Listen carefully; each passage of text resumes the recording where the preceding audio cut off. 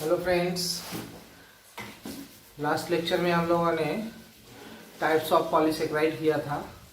आज कुछ special polysaccharides को डिटेल करेंगे। सबसे पहले स्टार्च करेंगे। लास्ट लेक्चर यदि आपको याद हो तो स्टार्च को दो कैटेगरी में रखा था, दो जगह रखा था। ऑन द बेसिस ऑफ तेरा स्ट्रक्चर कहा था होमोपॉलीसेकेराइड है, और अकॉर्डिंग टू फंक्शन कहा था स्टोरेज पॉलीसेकेराइड, क्योंकि ये प्लांट सेल में स्टोर रहता है। तो पहला पॉइंट कह रहे हैं होमो पॉलीसेकेराइड। होमो पॉलीसेकेराइड कह रहे हैं, इसका मतलब है कि सिर्फ एक ही टाइप के मोनोसेकेराइड से मिलकर बना हुआ है। तो वो एक टाइप का मोनोसेकेराइड क्या है? तो starch is polymer of alpha glucose. पीछे के लेक्चर्स में मैं अल्फा ग्लूकोज का स्ट्रक्चर आपको बता चुका हूं। तो अल्फा ग्लूकोज का जब पॉलीमराइजेशन करेंगे तो स्टार्च बनेगा। इसलिए अब सिर्फ एक टाइप के मोनोसेकेराइड का पॉलीमर है तो क्या कहा? होमो। होमो मतलब एक जैसा। दूसरा कि प्लांट जब फोटोसिंथेसिस के प्रोसेस में ग्लूकोज बनाएगा तो वो ग्लूकोज के फॉर्म में नहीं जमा होके स्टार्च बनाएगा। तो स्टार्च को हम लोग कहेंगे कि प्लांट सेल में स्टोर है, इसलिए storage polysaccharide.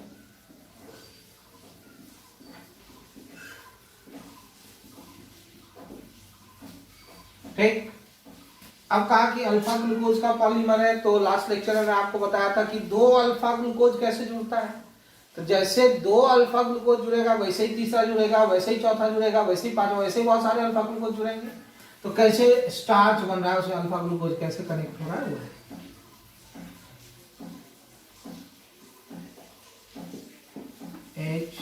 HOH HOH OH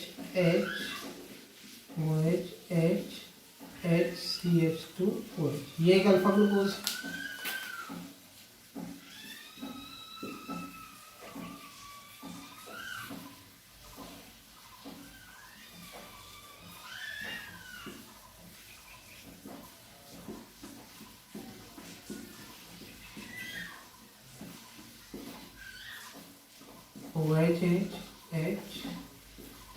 HCH2OH, ये दूसरा अल्फा ग्लूकोज।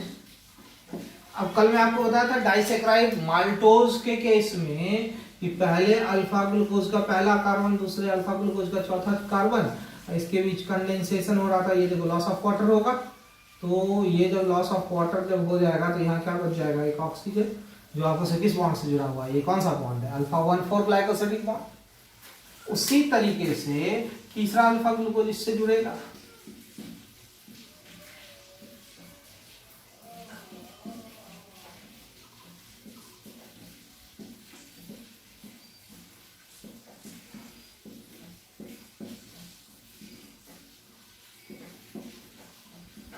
तीसरा अल्फा ग्लूकोज जुड़ेगा, ये इसका पहला कार्बन, ये इसका फोर्थ कार्बन।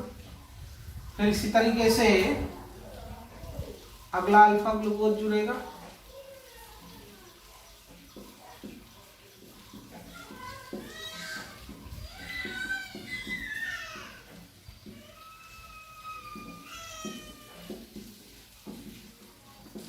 ये फिर यहां से लॉस ऑफ वाटर होगा और ये आपस में जुड़ेगा स्टार्च। तो ये इस ढंग से स्ट्रेट चेन बन रहा है। बॉन्ड कौन सा इस स्ट्रेट चेन के दौरान बन रहा है? Alpha 1,4 glycosidic bond. Alpha 1,4 glycosidic bond. अब इसे जो ब्रांचिंग होगी तो वो कैसे होगा?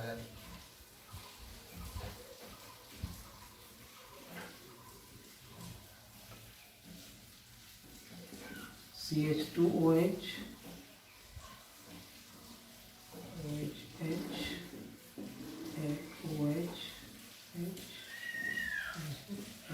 OH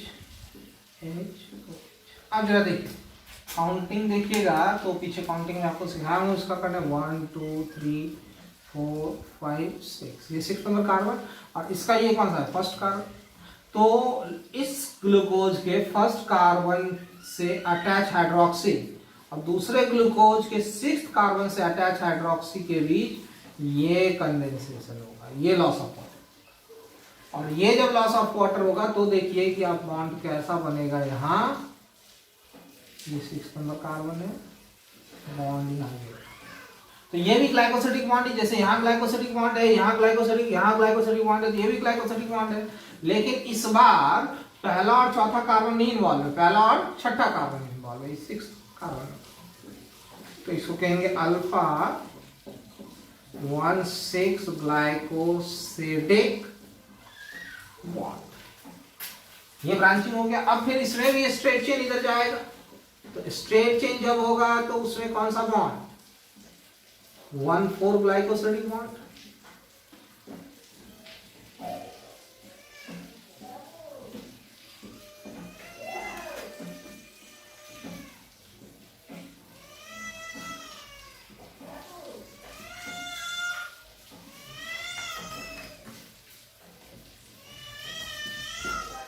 HOH OHH OHH HCH2OH। अब ये स्ट्रेट चेन नीट में क्वेश्चन आया हुआ है, ये स्ट्रेट चेन जो है इसको कहते हैं हम लोग अमाइलोज। क्या कहते हैं? अमाइलोज। तो अमाइलोज में अल्फा ग्लूकोज आपस में किस बॉन्ड से जुड़ा हुआ है? Alpha 1,4 glycosidic bond. और जो ब्रांचिंग है, this branching is known as amylopectin, जो किस बॉन्ड से जुड़ा हुआ है? Alpha 1,6 glycosidic bond. तो straight chain amylose alpha 1,4 glycosidic bond, amylopectin branching alpha 1,6 glycosidic. ये हो गया हमारा स्टार्च। अब थोड़ा मैं इसमें और इंफॉर्मेशन ऐड करूं। एक टर्म है हाइड्रोलाइसिस।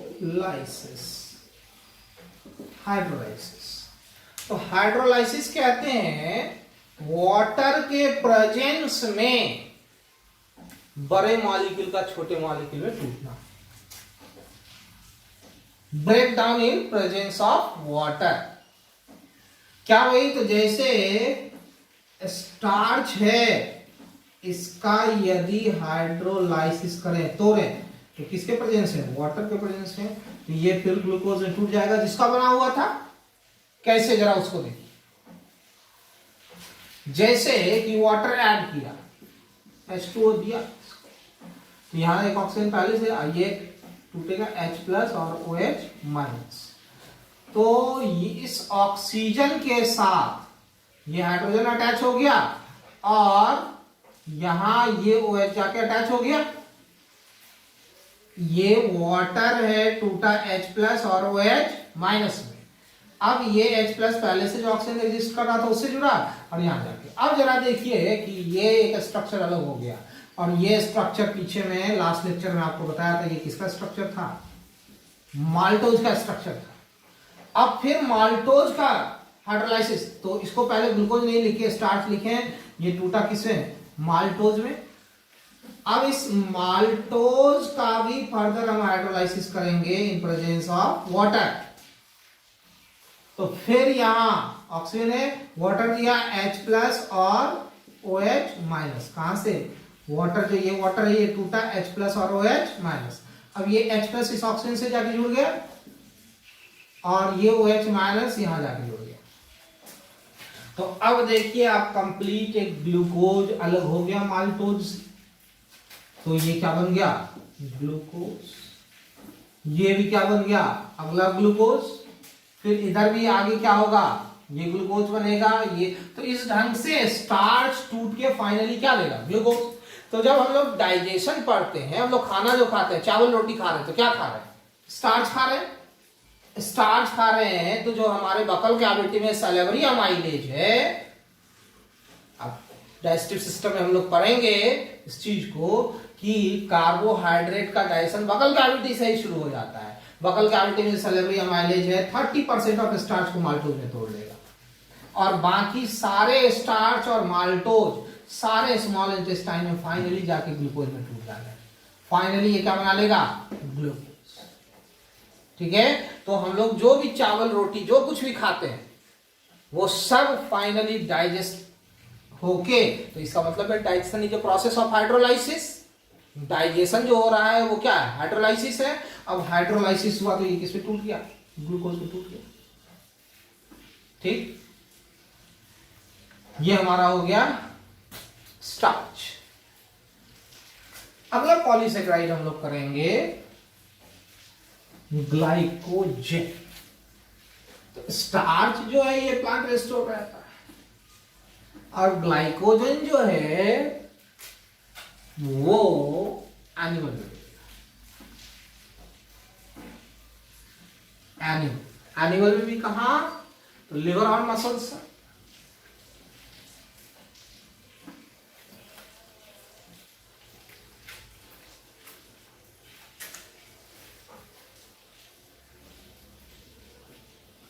ग्लाइकोजेन,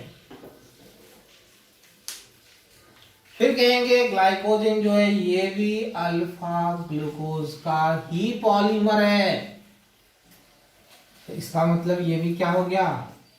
होमोपॉलीसेकेराइड। और दूसरा कि ये एनिमल सेल में स्टोर है, तो ये भी क्या हो गया? Storage polysaccharide. ठीक, ग्लाइकोजेन अल्फा ग्लूकोज का पॉलीमर हुआ, homopolysaccharide as well as storage polysaccharide. अब कहेंगे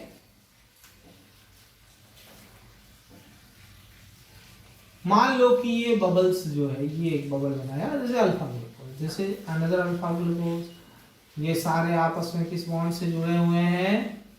अल्फा 1,4 ग्लाइकोसिडिक बॉन्ड। पीछे में आपको तुरंत बताया। अब इसकी ब्यूटी ये है कि इसकी ब्रांचिंग भी हो सकती है। ब्रांचिंग जब होगा तो 1,6 ग्लाइकोसिडिक बॉन्ड, अब फिर 1,4। तो ग्लाइकोजेन में नंबर ऑफ ब्रांचिंग बहुत ज्यादा है।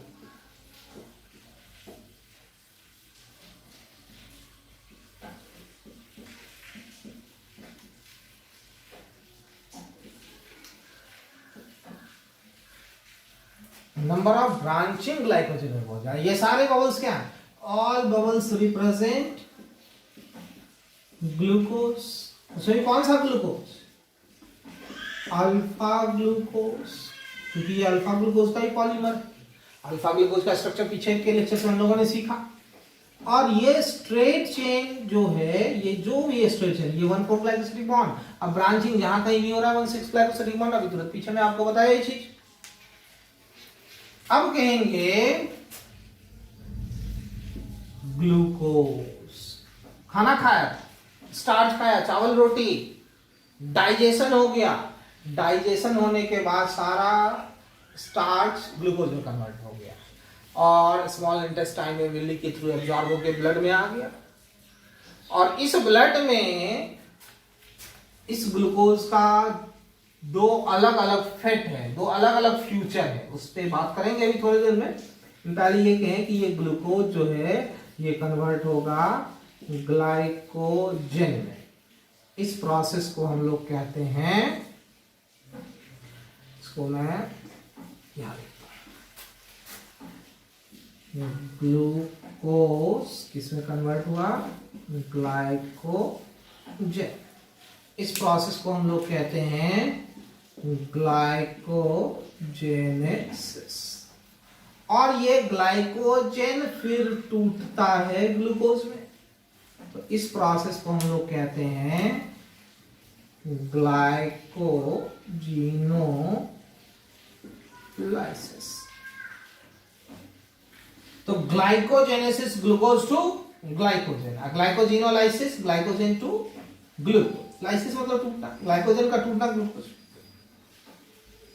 अब इस ग्लाइकोजेनेसिस को यानी ग्लाइकोजन बनने के प्रोसेस को प्रमोट करेगा एक हार्मोन, दैट इज इंसुलिन।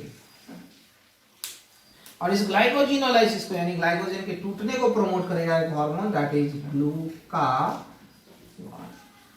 ये दोनों पैनक्रियाज से रिलीज होने वाले हार्मोन हैं। अल्फा सेल ऑफ पैनक्रियाज से ग्लूकागॉन